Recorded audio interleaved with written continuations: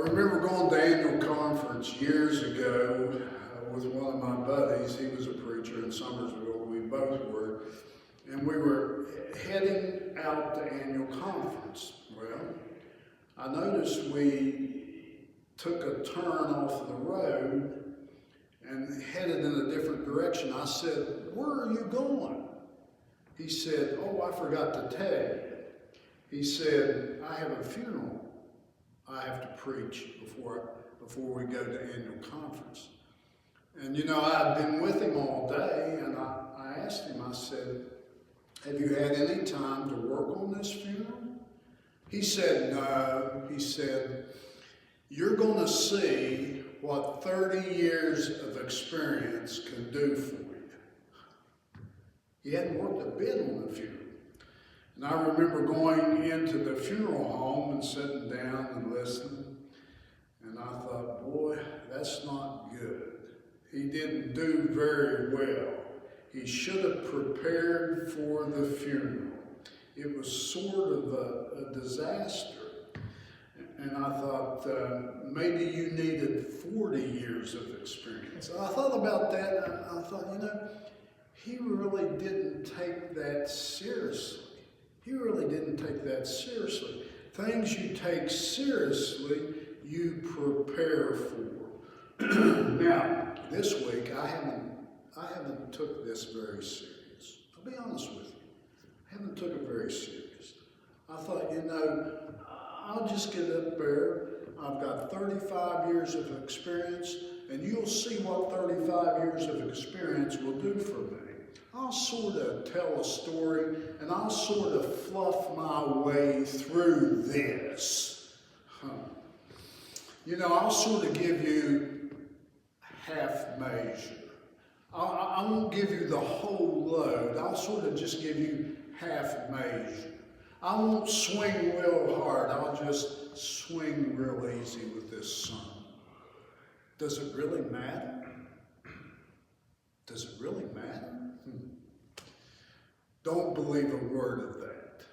Because every time I stand behind a pulpit, I give my very best. It doesn't matter if there's 100 people here or 3 or 4. I give my very best each and every time. I can honestly say all the years I have preached, I have gave my very best on Sunday morning.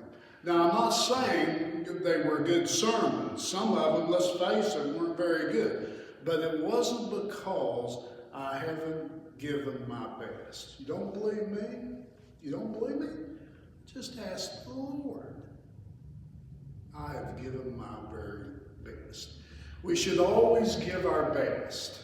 I remember my dad, he would say this, and you've probably said it and heard, take pride. Take pride in your work. Always tell the truth and never take advantage. Never take advantage of people. Never take advantage of people. Years ago, my dad would gather with a group of men, and sometimes I would go. They would go to the Chuck Wagon, a country restaurant in Craigsville, West Virginia. And they would sit around and they would drink coffee and they would swap stories. Funny thing about that, you know, they'd drink coffee, but nobody would ever buy any food. They just drank coffee. I wonder what the restaurant thought about that, but they didn't say anything. They sat in there and they would talk for 2 hours. I remember them talking, it must have been in the 60s. I remember this. I remember them talking about the West Virginia Turnpike. They were arguing about the West Virginia Turnpike. And during that time, they were 4-laning the turnpike. And there was a toll on the turnpike. And they were arguing.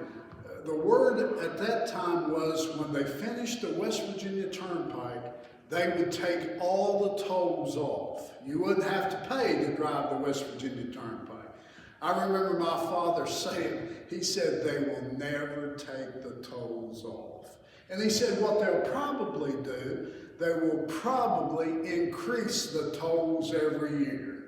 Well, what did we hear just recently? What did we read in the newspaper? They are increasing the tolls at the West Virginia Turnpike. You see, they told a story way back then. They told the people that they would take the tolls off, and they never did. Did they lie to them? I guess. But they've never taken the tolls off. You see, we always got to tell people the truth. We have to tell the truth. We have to respect people.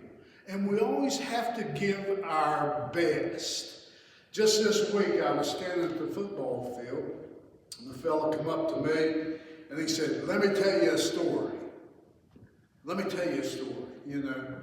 And I listened to him. He said, he's from Florida, and he moved back here. He said, "You know what happened to me?"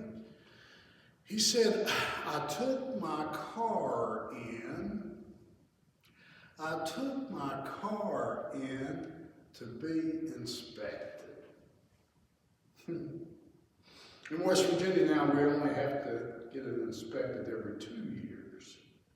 He said, I took my car in to get it inspected.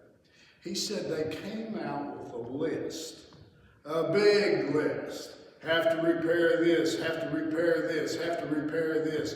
And this fellow looked at that list and he thought, you know, I just got that done. I just got that done. He said, wait a minute, let me go make a call. And he made a call and he walked into the shop with the phone in his hand and he said, here, listen to this. He had just recently had those very same parts replaced. The very same parts that the famous local auto dealer here wanted to replace. He had just had the same parts replaced. Well, they went into the office and there was talk. They come back out and they tell my friend, they say, all we are going to charge you for is the oil change. You have to treat people fairly. I know this story. This story I just told, I know it very well. You want to know how I know it very well? Because it happened to me. You cannot take advantage of people. You cannot take advantage of people. We are going to meet the Lord one day. And it is time right now to prepare ourselves to meet the Lord. John the Baptist preached in the Jordan River area. He preached hard. He preached to the people in their situation at that very time. And he said, prepare yourself, because one is coming greater than I. And the people that he preached thought that John was the Messiah. And he said, no, I am not the Messiah. The one that is coming after me is greater than me. I am not worthy to unloose his sandals. And the people were coming and they were asking John, what should we do? The rich people would come. What should we do? And John would tell them, prepare yourself. Prepare yourself. If someone needs something, you have the ability and you have the resources to help them. Help people. And the tax collectors were coming. Oh, the tax collectors. They were coming. And they said, what should we do? What should we do?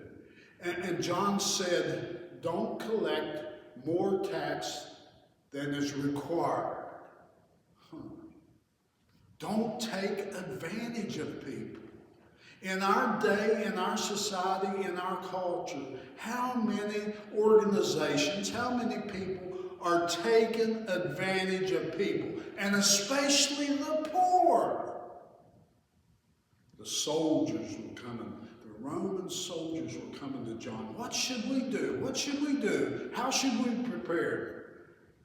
don't intimidate people. We have people in the community, just because of their name, they intimidate people. And usually it's the middle class or the poor people they intimidate. Prepare to meet the Lord. And John told them, this is the things you have to do. Those things have not changed from then until now.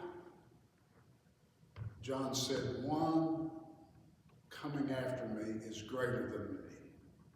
And he holds the keys to everything, to life and to judgment. He is greater than I. What about this? What about this? What would it profit you? What would it profit you if you gained the whole world? If you gained the whole world, but you lost your soul? Where would be the profit in that? John was standing and preaching and telling people to prepare, and right behind John, in John's shadow, was Jesus. Here I am. I'm preaching and I'm doing the very best that I can do. Who stands behind me? Maybe not in my shadow, but not far away. Who is that?